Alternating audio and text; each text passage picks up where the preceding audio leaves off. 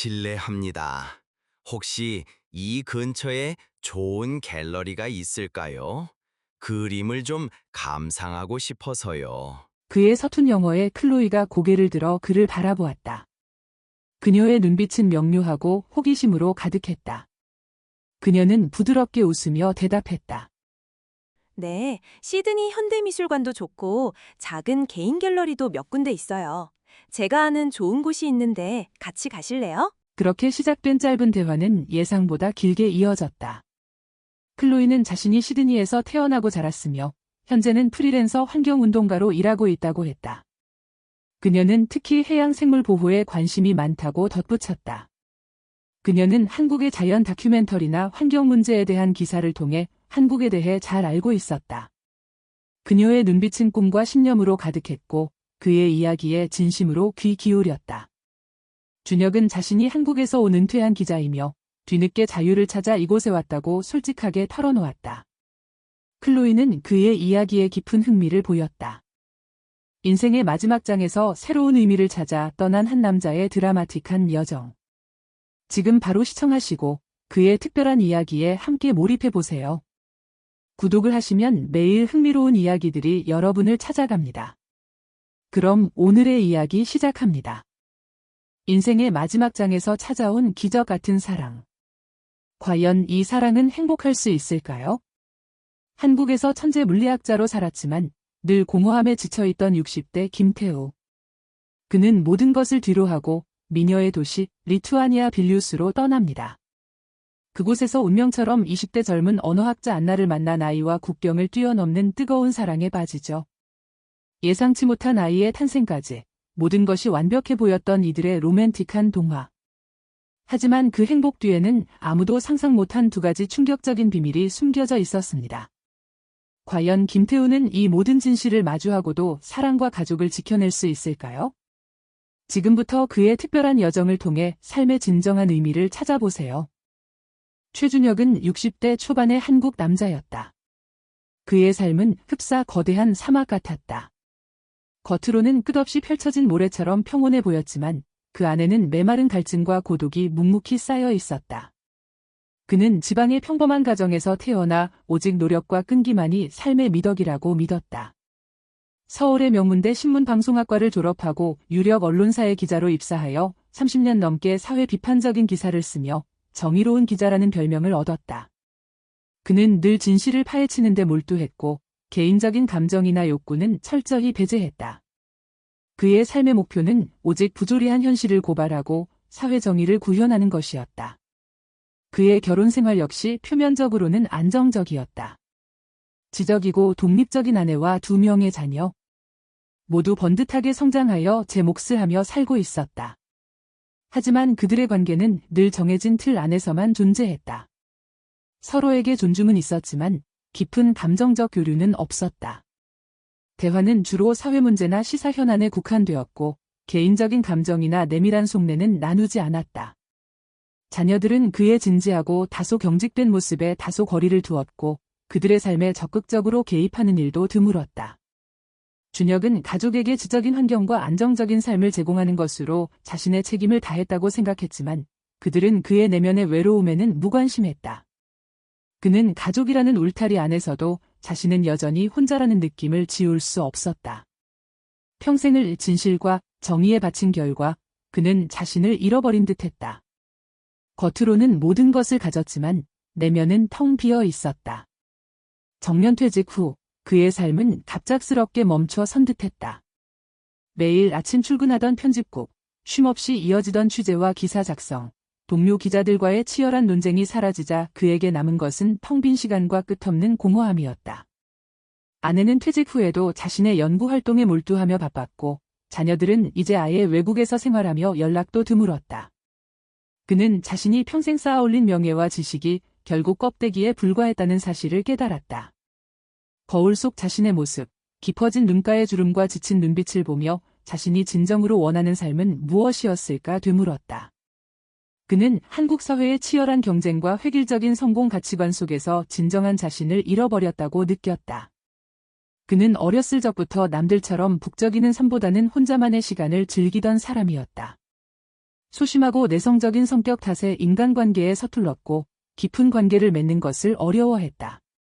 하지만 그의 내면에는 늘 새로운 것에 대한 갈망과 자유에 대한 동경이 존재했다. 그는 획일적인 한국 사회의 기준과 빡빡한 경쟁 속에서 자신의 본 모습을 잃어버렸다고 생각했다. 이제 그는 더 이상 남의 시선에 얽매이지 않고 진정으로 자신이 원하는 삶을 살고 싶었다. 그는 오래된 다큐멘터리를 뒤적이며 잊었던 꿈을 되살리려 애썼다. 젊은 시절, 그는 해외 특파원 활동을 하며 여러 나라를 방문했지만 특히 호주의 광활한 자연과 여유로운 분위기에 묘한 이끌림을 느꼈다. 끝없이 펼쳐진 해변, 푸른 하늘, 그리고 자유롭고 낙천적인 사람들의 모습은 그의 기억 속에 강렬하게 남아 있었다. 그는 언젠가 꼭 한번 호주에 가서 그들의 여유롭고 따뜻한 분위기 속에서 자신을 잃어버리고 싶다는 막연한 꿈을 꾸었다. 은퇴 후, 그는 그 잊었던 꿈을 다시 꺼내 들었다. 그는 아내에게 호주 여행을 제안했지만 아내는 이해할 수 없다는 듯 손사래를 쳤다. 그 나이에 무슨 호주예요? 그냥 편하게 한국에서 쉬세요. 괜히 남반구까지 가서 고생하지 말고요. 아내의 무심한 반응에 준혁은 더 이상 미련을 두지 않았다. 그는 조용히 여행 계획을 세웠다. 아내에게는 더 이상 함께 살 수 없다는 통보를 전했다. 아내는 예상했던 일이라는 듯 차갑게 고개를 끄덕일 뿐이었다. 그는 자신이 평생 모은 재산을 정리하고 호주 시드니행 비행기 표를 끊었다. 모든 것을 뒤로하고 떠나는 그의 발걸음은 가벼웠다. 시드니 킹스포드 스미스 국제공항에 발을 디딘 순간 상쾌하고 따뜻한 공기, 그리고 활기찬 영어 억양이 그의 오감을 자극했다. 그는 미리 예약해둔 시드니 시티 근처의 작은 호텔에 여장을 풀고 다음 날부터 시드니 곳곳을 누볐다. 오페라 하우스의 웅장함, 하버 브릿지의 아름다움, 그리고 본다이 비치의 활기찬 모습은 그의 가슴을 벅차오르게 했다. 그는 카메라를 들고 페리를 타고 항구를 가로지르며 시드니의 다양한 매력을 담았다. 이곳에서는 아무도 그에게 무엇을 해야 한다고 말하지 않았다. 그는 비로소 진정한 자유를 느꼈다. 낯선 언어와 문화 속에서 그는 잃어버렸던 자신을 찾아가는 듯했다. 어느 날 오후, 시드니의 한 작은 서점에서 그는 그녀를 만났다. 오래된 책 냄새가 가득한 서점, 클래식 음악이 잔잔하게 흐르는 가운데 그녀는 한쪽 구석에 앉아 책을 읽고 있었다. 그녀의 이름은 클로이. 30대 초반의 호주 여성으로 밝은 갈색 머리에 자유롭고 활기찬 눈빛을 가진 사람이었다. 그녀는 마치 따뜻한 햇살처럼 온화하고 매력적으로 보였다. 준혁은 그녀의 집중하는 모습과 그 주변에서 느껴지는 평온한 분위기에 묘하게 시선을 빼앗겼다. 그는 용기를 내어 그녀에게 말을 걸었다. 실례합니다. 혹시 이 근처에 좋은 갤러리가 있을까요? 그림을 좀 감상하고 싶어서요. 그의 서툰 영어에 클로이가 고개를 들어 그를 바라보았다. 그녀의 눈빛은 명료하고 호기심으로 가득했다. 그녀는 부드럽게 웃으며 대답했다. 네, 시드니 현대미술관도 좋고 작은 개인 갤러리도 몇 군데 있어요. 제가 아는 좋은 곳이 있는데 같이 가실래요? 그렇게 시작된 짧은 대화는 예상보다 길게 이어졌다. 클로이는 자신이 시드니에서 태어나고 자랐으며 현재는 프리랜서 환경운동가로 일하고 있다고 했다. 그녀는 특히 해양 생물 보호에 관심이 많다고 덧붙였다. 그녀는 한국의 자연 다큐멘터리나 환경 문제에 대한 기사를 통해 한국에 대해 잘 알고 있었다. 그녀의 눈빛은 꿈과 신념으로 가득했고 그의 이야기에 진심으로 귀 기울였다. 준혁은 자신이 한국에서 온 은퇴한 기자이며 뒤늦게 자유를 찾아 이곳에 왔다고 솔직하게 털어놓았다. 클로이는 그의 이야기에 깊은 흥미를 보였다. 정말 놀랍네요. 60대의 새로운 삶을 찾아 타국에 오시다니 대단하세요. 한국 분들은 다 그렇게 용감하신가요? 제 주변에서는 꿈도 못 꿀 일이에요. 클로이의 순수한 칭찬과 환경에 대한 열정적인 질문에 준혁은 오랜만에 느껴보는 진정한 인정에 기뻤다. 나이와 국적의 장벽은 그들 사이에서 아무런 문제가 되지 않았다. 그들은 환경, 사회정의, 삶에 대한 깊은 이야기를 나누며 급속도로 가까워졌다. 준혁은 클로이에게서 젊은 날 잃어버렸던 열정과 생동감을 느꼈고 클로이는 준혁의 지혜로움과 따뜻함에 매료되었다. 그녀는 그의 눈에서 자신과 같은 정의감과 사회 비판 의식을 발견했다. 그들의 대화는 끝없이 이어졌다. 그는 클로이에게서 한 번도 경험해보지 못한 깊은 교감을 느꼈다. 그 후로 준혁은 클로이와 자주 만났다. 그들은 함께 시드니의 해변을 걷고 국립공원을 탐험하며 호주의 웅장한 자연을 만끽했다. 클로이는 준혁에게 호주 젊은 세대가 가진 자유로운 사고방식과 환경에 대한 열정을 보여주었다. 준혁은 그녀에게 한국의 사회 문제와 자신의 삶의 경험을 이야기해 주었다. 그는 클로이와 함께 있을 때 비로소 진정한 자신을 발견하는 듯했다. 가면을 벗고 스스로의 감정에 솔직해지는 법을 배우는 것 같았다. 그는 클로이의 당당하고 낙천적인 정신에 이끌렸고 그녀의 긍정적인 에너지는 그의 닫혔던 마음을 열게 했다. 클로이 역시 준혁에게 깊은 끌림을 느꼈다. 그녀는 젊은 남자들에게서는 찾을 수 없는 준혁의 안정감과 사려 깊음에 위로를 받았다. 그녀는 어린 시절부터 독립적인 성격으로 환경운동에 몰두하는 편이었다. 그녀의 부모님은 그녀가 안정적인 직업을 갖기를 원했지만 그녀는 자신의 신념을 포기할 수 없었다. 그녀는 늘 부모님의 기대와 자신의 꿈 사이에서 갈등하며 살아왔다. 하지만 준혁은 달랐다. 그는 그녀의 꿈을 응원했고 그녀의 모든 것을 있는 그대로 존중해 주었다. 그는 그녀에게 넓은 세상을 보여주었고 그녀의 지성과 감성을 이해해주는 유일한 사람이었다. 나이 차이에도 불구하고 그들의 영혼은 놀랍도록 닮아 있었다. 그들은 서로에게 삶의 동반자이자 영혼의 안식처가 되었다. 어느 날 저녁, 시드니 본다이 비치의 아름다운 석양이 바다를 붉게 물들이는 해변에서 준혁은 클로이에게 조심스럽게 자신의 마음을 고백했다. 파도 소리가 잔잔하게 들려오는 낭만적인 시간이었다. 클로이 씨, 당신을 사랑합니다. 나와 함께 남은 인생을 함께할 수 있을까요? 클로이는 준혁의 진심 어린 고백에 놀라움과 함께 눈물을 글썽였다. 그녀는 그의 손을 잡았다. 그녀의 손은 따뜻했고 그의 마음에 잔잔한 파동을 일으켰다. 네, 저도 당신을 사랑해요. 함께해요, 우리. 나이 차이는 저에게 아무런 문제가 되지 않아요. 당신은 저에게 삶의 진정한 의미를 알려주었어요. 그들은 본다이 비치의 아름다운 석양 속에서 서로의 사랑을 확인했다. 그들의 결혼은 쉽지 않았다. 클로이의 부모님은 준혁의 나이가 너무 많다는 이유로 극심하게 반대했다. 특히 그녀의 아버지는 격앙된 목소리로 말했다. 말도 안 돼. 저 사람은 내 아버지 뻘이야. 대체 무슨 생각으로 저런 노인과 결혼하려 하는 거니? 정신 차려. 그들은 클로이에게 준혁과의 관계를 당장 정리하라고 강요했다. 호주 사회는 비교적 개방적이지만 나이 차이가 많이 나는 결혼에 대한 시선은 여전히 존재했다. 특히 외국인과의 결혼에 대한 미묘한 편견도 있었다. 하지만 클로이의 의지는 확고했다. 그녀는 준혁과의 사랑이 진실하며 그와 함께라면 어떤 어려움도 이겨낼 수 있다고 믿었다. 준혁 역시 클로이를 포기할 수 없었다. 그는 클로이의 부모님을 수차례 찾아가 진심을 전했고 자신의 경제적 능력과 클로이를 행복하게 해줄 수 있다는 확신을 보여주었다. 그의 진정성 있는 태도에 결국 클로이의 부모님은 마지못해 그들의 관계를 인정했다. 한국에 있는 준혁의 자녀들은 아버지의 갑작스러운 재혼 소식에 놀랐지만 아버지의 행복을 빌어주었다. 그들은 준혁의 삶에 크게 관여하지 않는 편이었다. 그들은 시드니의 작은 교회에서 소박한 결혼식을 올렸다. 클로이의 친구들과 준혁의 소수 지인들만이 참석한 조촐한 자리였지만 그들의 사랑은 그 어느 때보다 뜨거웠다. 결혼 후 그들은 시드니 외곽의 아담한 주택을 얻어 새로운 보금자리를 꾸렸다.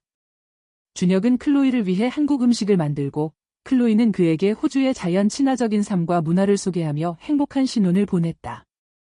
그는 잃어버렸던 청춘을 되찾은 듯 활기 넘쳤고 클로이는 준혁의 사랑 속에서 더욱 성숙해졌다. 결혼 후 1년이 지났을 무렵 클로이가 준혁에게 조심스럽게 임신 소식을 전했다. 아침 식사 중에 그녀가 손을 떨며 건넨 임신 테스트기는 선명한 두 줄을 보여주고 있었다. 준혁은 기쁨을 감추지 못했다. 60대 초반의 나이에 아이를 갖는다는 것은 상상조차 해본 적 없는 기적 같은 일이었다. 그는 클로이를 꼭 안아주며 앞으로 태어날 아이와 함께 행복한 가정을 꾸리자고 약속했다. 클로이 역시 눈물을 글썽이며 준혁의 품에 안겼다. 그들은 새로운 생명을 맞이할 준비를 했다. 준혁은 자신이 이제 진정한 가장이 된다는 사실에 벅찬 감동을 느꼈다. 한국에서 자녀들을 키워야 할 대상으로만 여겼던 자신과는 달리 이 아이는 옛 사랑의 결정체로 느껴졌다. 클로이의 임신 기간 동안 준혁은 그녀를 극진히 보살폈다. 함께 시드니의 공원들을 산책하고 건강에 좋은 호주 음식을 챙겨 먹였으며 밤에는 태어날 아이를 위한 영어 동화를 읽어주었다. 그는 아이의 방을 꾸미고 필요한 물품들을 꼼꼼히 준비했다. 그는 자신이 다시 한번 아버지로서의 역할을 충실히 해낼 수 있을 것이라 믿었다. 클로이 역시 준혁의 따뜻한 보살핌 속에서 행복한 시간을 보냈다. 그들의 사랑은 아이의 탄생을 통해 더욱 깊어지고 단단해지는 듯했다. 그의 텅 비었던 삶은 이제 사랑으로 가득 채워지고 있었다. 드디어 클로이가 출산하는 날, 준혁은 병원 복도를 초조하게 서성였다. 그의 심장은 두근거렸고 손에는 땀이 흥건했다. 긴 기다림 끝에 아기의 우렁찬 울음소리가 들려왔고 준혁은 뜨거운 눈물을 흘렸다. 간호사가 건강한 여자아이를 안고 나왔고 준혁은 가 태어난 자신의 딸을 품에 안았다. 그는 아이의 작은 얼굴을 쓰다듬으며 이루 말할 수 없는 감격에 휩싸였다. 그의 늦은 사랑은 마침내 아름다운 결실을 맺은 것이다. 그들은 아이에게 루시라는 예쁜 이름을 지어주었다. 루시는 준혁에게는 새로운 삶의 의미를, 클로이에게는 삶의 가장 소중한 선물이 되었다. 셋은 서로를 아끼고 사랑하며 행복한 가정을 이루어갔다. 준혁은 이제 비로소 자신이 진정으로 원했던 삶을 살고 있다고 느꼈다. 루시의 웃음소리는 그의 세상에서 가장 아름다운 음악이었다. 루시가 무럭무럭 자라면서 준혁과 클로이의 삶은 더욱 풍요로워졌다. 준혁은 매일 아침 루시의 웃음소리에 잠을 깨고 함께 시드니의 해변을 산책하며 동화를 읽어주었다. 클로이는 루시에게 호주의 동요를 가르쳐 주었고 준혁은 루시에게 한국의 전래동화를 들려주었다. 그들은 문화적인 차이를 아이와 함께 나누며 조화로운 가정을 만들었다. 준혁은 루시의 작은 손을 잡고 세상의 아름다움을 보여주었고 루시의 눈빛에서 순수한 행복을 보았다. 그는 자신이 평생 추구했던 사회적 성공이 아닌 사랑하는 가족과의 소박한 일상 속에서 진정한 행복을 찾았다고 확신했다. 하지만 그들의 행복은 예상치 못한 그림자에 가려져 있었다. 루시가 2살이 되었을 무렵 클로이가 몸이 좋지 않아 병원을 찾았다. 준혁은 그녀를 걱정하며 함께 병원에 갔다. 진찰을 마친 의사가 준혁에게 조심스럽게 말했다. 클로이 씨, 최근 건강 상태가 많이 안 좋으셨네요. 그리고 의학적으로 볼 때 임신은 불가능한 상태이신데요. 준혁은 의사의 말에 순간적으로 멍해졌다. 임신이 불가능하다니? 그는 클로이의 건강 문제에 대해 전혀 알지 못했다. 그의 눈이 불안하게 클로이를 향했고 클로이의 얼굴은 하얗게 질렸다. 그녀는 준혁의 눈을 피하며 아무 말도 하지 못했다. 준혁의 마음속에 불길한 예감이 엄습했다. 며칠 동안 클로이는 평소와 다르게 초조해 보였다. 준혁은 그녀의 불안한 모습에 견딜 수 없었다. 그는 결국 클로이에게 진실을 요구했다. 클로이, 무슨 일이야? 나에게 숨기는 것이 있는 거지? 루시는 어떻게 된 거야? 클로이는 눈물을 흘리며 모든 것을 털어놓았다. 그녀는 사실 오래전 교통사고로 자궁에 심한 손상을 입어 임신이 불가능하다는 진단을 받았었다고 고백했다. 그녀는 준혁을 너무나 사랑했고 그와 가정을 이루고 싶었지만 자신이 아이를 가질 수 없다는 사실을 알면 준혁이 자신을 떠날까 봐 두려웠다고 흐느꼈다. 나는 정말 아이를 갖고 싶었어요. 당신과 함께. 하지만 불가능했어요. 당신이 아이를 간절히 바라는 것 같아서. 그래서 거짓말을 했어요. 루시는 사실 제 조카예요. 제 여동생의 딸인데 여동생이 해외로 일하러 가게 되어서 제가 대신 키우게 된 아이예요. 루시는 클로이의 여동생이 낳은 아이였고 클로이가 아이를 너무나 간절히 원했기 때문에 준혁에게 숨기고 자신의 딸인 것처럼 속였던 것이었다. 그녀는 준혁을 사랑했고 그와 가정을 이루고 싶었지만 자신이 아이를 가질 수 없다는 사실을 알면 준혁이 자신을 떠날까 봐 두려웠다고 흐느꼈다. 준혁은 충격으로 말을 잇지 못했다. 그가 그토록 사랑했던 딸이 자신의 친자가 아니라는 사실도 받아들이기 힘들었는데 이제는 클로이가 자신을 2번이나 속였다는 사실에 무너져 내렸다. 그는 자신이 얼마나 어리석었는지, 얼마나 쉽게 속아 넘어갔는지 깨달았다. 그의 눈에는 이글거리는 분노와 함께 주체할 수 없는 슬픔이 차올랐다. 그는 자신이 꿈꾸었던 완벽한 행복이 철저하게 거짓 위에 세워진 허상이었음을 깨달았다. 그는 클로이를 믿었고 그녀의 모든 것을 받아들였는데 이 모든 것이 기만이었다는 사실이 그를 절망케 했다. 며칠 밤낮을 잠 못 이루며 고민하던 준혁은 결국 침묵을 깼다. 그의 얼굴에는 피로와 슬픔이 역력했지만 눈빛만은 단호했다. 그는 클로이에게 말했다. 당신이 나를 속인 것은 결코 용서받을 수 없는 일입니다. 하지만 나는 루시를 사랑하고 당신과의 지난 시간을 거짓으로 만들고 싶지 않습니다. 그는 더 이상 화를 내지 않았다. 그의 목소리에는 깊은 슬픔과 체념이 섞여 있었다. 그는 한국에서의 삶에서도 늘 타인의 기대와 시선에 맞춰 자신을 속여왔다. 이제 이 마지막 삶의 여정에서까지 자신을 속인 거짓에 무너지고 싶지 않았다. 클로이의 거짓말은 그의 삶에 다시 한번 깊은 그림자를 드리웠지만 그는 이 고통마저도 자신이 겪어야 할 운명이라 받아들이기로 했다. 그는 클로이와 루시가 자신의 삶에 가져다준 진정한 기쁨과 사랑을 외면할 수 없었다. 클로이는 준혁의 말에 고개를 떨군 채 흐느꼈다. 그녀는 준혁에게 더 이상 그를 속이지 않을 것이며 진심으로 그와 루시를 위해 살아가겠다고 맹세했다. 준혁은 그녀의 손을 잡았다. 그의 마음속에는 여전히 배신감의 잔재가 남아 있었지만 그는 이제 새로운 의미의 가족을 만들어가기로 결심했다. 그들의 관계는 이제 단순히 사랑이라는 이름으로 묶인 것이 아니었다. 그것은 용서와 이해, 그리고 어쩌면 서로에게 필요한 존재가 되어가는 더 복잡한 형태의 관계였다. 준혁은 루시를 보며 미소 지었다. 비록 혈연으로 이어진 자식은 아니었지만 그는 루시에게 깊은 사랑을 느끼고 있었다. 그는 이제 한국으로 돌아갈 생각도 클로이를 떠날 생각도 없었다. 호주와 한국, 그리고 한 남자의 노년과 한 여인의 젊음이 교차하며 엮어진 이 특별한 인연은 그렇게 계속될 것이다. 그의 노년은 예측할 수 없는 방향으로 흘러갔지만 그는 그 안에서 진정한 자신을 찾아가고 있었다. 그는 더 이상 껍데기뿐인 성공을 좇지 않았다. 그의 삶은 비록 거짓으로 시작되었을지언정 이제는 진정한 사랑과 이해, 그리고 용서로 채워지고 있었다. 그는 이제 홀로 외로이 걷는 것이 아니라 함께하는 이들과 함께 이 삶의 여정을 계속할 것이다. 시드니의 오페라 하우스는 오늘도 평화롭게 서 있었다. 오늘 이야기는 여기까지입니다. 매일 올라오는 이야기를 보시려면 구독 버튼을 눌러주세요. 또 뵙겠습니다.